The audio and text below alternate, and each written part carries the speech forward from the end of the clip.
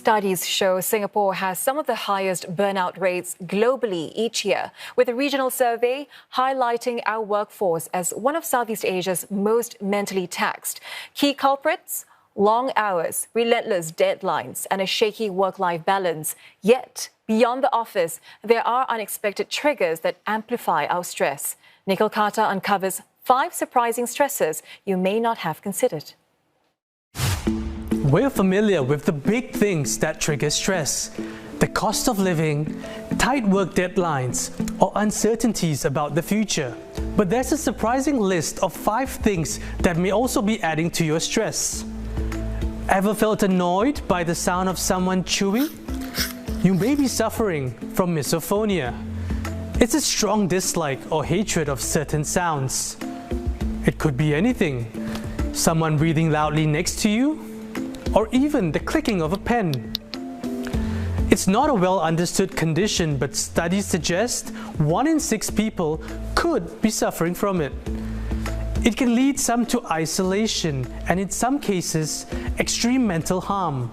I've come across children presented to clinic whereby the child was easily triggered by bird chirping noise in a home and a school environment, to the extent that the bird chirping sounds can trigger self-harm behavior. The child actually would knock himself on the wall when the sounds actually trigger this extreme upset feeling in him. Next, the link between messiness and mental health is real. Living with clutter, your own or someone else's, can impact your mental health. Online videos are gaining millions of views of what are being called depression rooms, and studies suggest feeling surrounded by chaos can affect your mental health. Decluttering may not be the cure for something serious like depression, but it may lift your mood. Another daily stress: endless scrolling on social media. Many think of it as a stress buster, but research has found that excessive use draws us deeper into unrealistic expectations. Algorithms play on what gives us short bursts of dopamine. Back to reality, it increases a fear of missing out and can lead to greater anxiety and depression. And the 4th surprising stressor? We make them everyday decisions. Choices about what to wear, what to eat, what to say, or even which route to take when the train services are disrupted. They might seem insignificant, but the cumulative effect of making countless small choices can all lead to decision fatigue. And that can heighten anxiety and increase mental overload. The more choices you have to make, the more it can wear on your brain. You might start to make shortcuts, become impulsive, or just put decisions off altogether. So, especially in Singapore, we live in a very competitive society. We value success, efficiency, and many of us have very high pressure to make optimal decisions. It's an often overlooked problem. We talk a lot about burnout in the workplace, but decision fatigue is a factor that contributes to burnout. And finally, the lack of physical touch. It can contribute to feelings of loneliness and anxiety. Positive touch, on the other hand, can have a calming effect on you. Scientists say affection can reduce stress hormones such as cortisol in our bodies. So when a friend or family member is dealing with something painful, or even just had a bad day at work, why not just give them a hug? And for an in-depth look into mental health, I'm now joined by Adrian Lim from Family Counselling Psychologist. Adrian, welcome. Welcome again. Thank you. So, Adrian, we often talk about the importance of having self-awareness, especially when it comes to our mental health, to be able to identify the trigger points. But some may have trouble doing that. So is it possible to self-analyze and say, yes, I do have a problem and I do need professional help? Oh, yes. The first part of awareness and admission, right? And sometimes we are in denial, right? And that will affect how we actually see the world, right? From the lenses when we are tied down right? But it's important to know where our mental health starts, right? And a friend asked me this question over the weekend. Yeah. And her answer was, it starts in the womb. Because the mother's every part of whether how she feels, what she eats, decision fatigue, and all that, if he's stressed, the child in her womb will be affected. And I've seen many cases when I trace back, right, to the pregnancy, to the early childhood years, all these builds up, right? And also because when the mother gives birth, through the natural birth, they would actually have microbiota being passed on, which is the immune system that's passed on to the child. And many people would not know this, but our gut microbiome that starts from the mouth all the way down to our gut is our second brain. Yeah. And that's where 90% of the serotonin is being produced. Yeah. And when we eat all the ultra-processed food and we don't eat healthily, what will happen? We mess up our gut and we are not able to have the serotonin, the dopamine, and all the other neurotransmitters.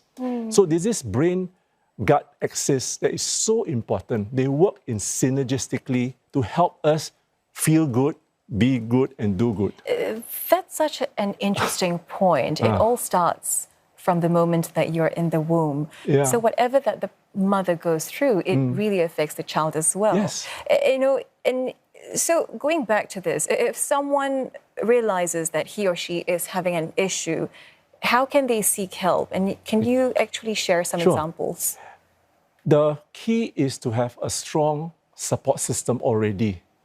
The loner, the person who is keeping to themselves, they are less able to have someone to support them or someone even to notice them there is something wrong and to check on them.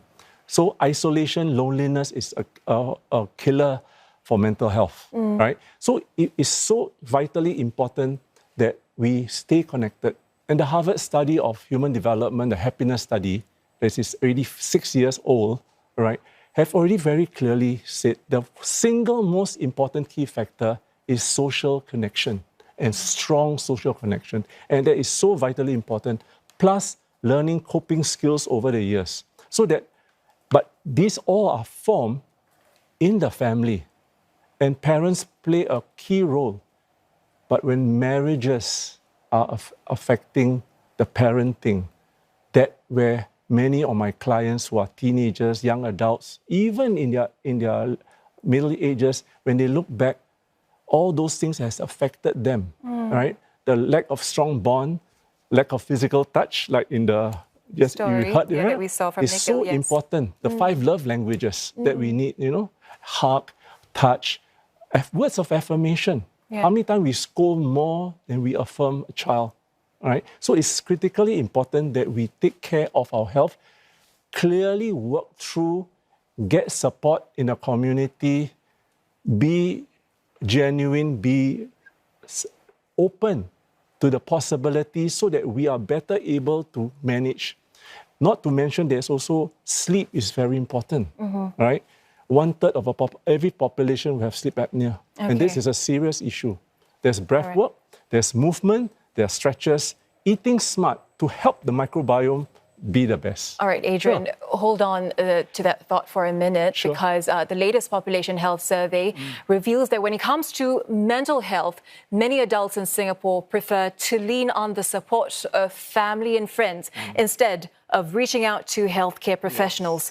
Let's hear what CNA's Sabrina Ng has found out about how social stigma can keep people from seeking the professional help they need. A hidden illness that is unseen to most. For Felix Avelino Fillmore, the effects of depression have plagued him since he was a child. It used to be something Lino was able to push aside. But in 2018, things reached a breaking point. I went into bad investments, worked with a company that cheated me of hundreds of thousands of dollars with clients along. And, phone calls came in, people started chasing me for money, and it became very bad to the point that I couldn't tell dreams reality. But thoughts of his family pushed Lino to take the first steps in seeking help. I know I couldn't leave them behind, and that was one thing that made me seek help for my family. The fear of social stigma was what kept Angeline Tong from reaching out for help. The 58-year-old had started showing signs of anxiety after leaving her job of 15 years. When I wake up, I feel very hopeless. It's like, I don't know what to do, lying there. Then I have these ruminating thoughts over and over again. And then it makes me it's quite scary. There were physical symptoms too, with Angeline going through constant bouts of heart palpitations and vomiting. Eventually, she visited her family doctor, and his answer left Angeline shocked. He says that, I think you're having anxiety disorder. Then I say, what is that? I was like, totally new, right?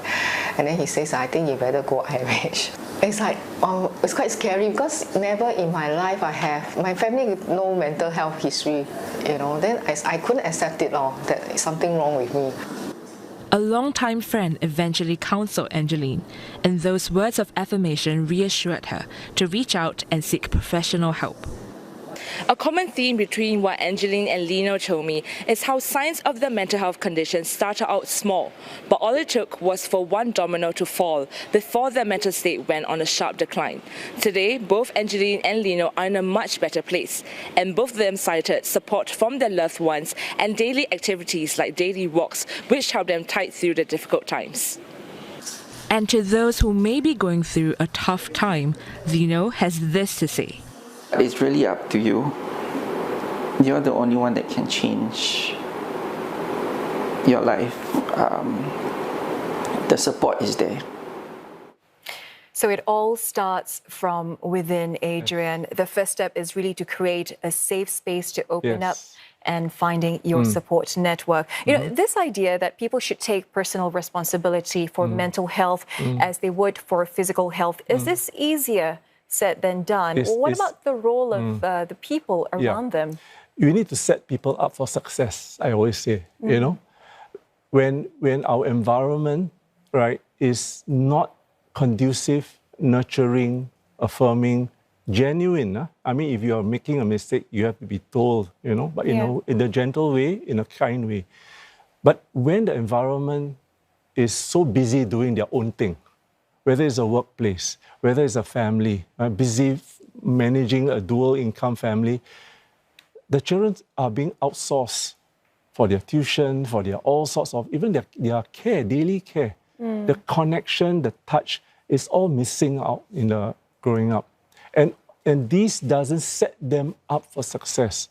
Plus, they do not learn many of the coping skills that they ought to learn from the moment of even preschool. The parents are the key role to learn all these skills, right? And I just want to highlight this very important aspect of what is called ACEs, adverse childhood experience that child may bring forward into their adulthood, right? And they are abuse, physical, emotional, sexual, neglect, the lack of physical neglect, physical touch and all, and emotional neglect. You are there, but you're not there. Dad is doing your own thing, mom is doing their own thing, having the meeting on Zooms and all.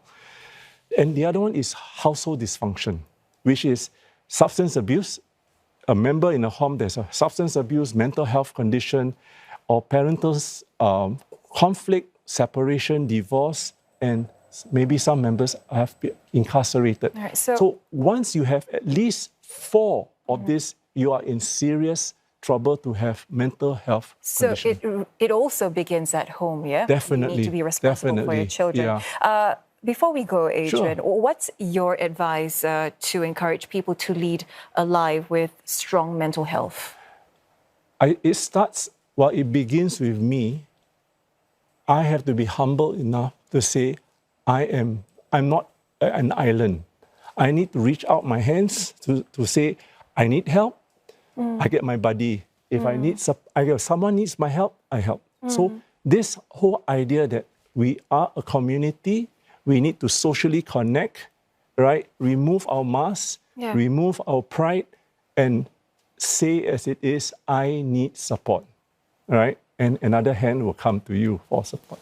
We need to let people know that they don't need to suffer in silence, and that help is always around the corner. Yeah. Adrian, we appreciate you coming in to speak with us about this very important topic. Yes. Adrian Lim there, Family Counselling Psychologist.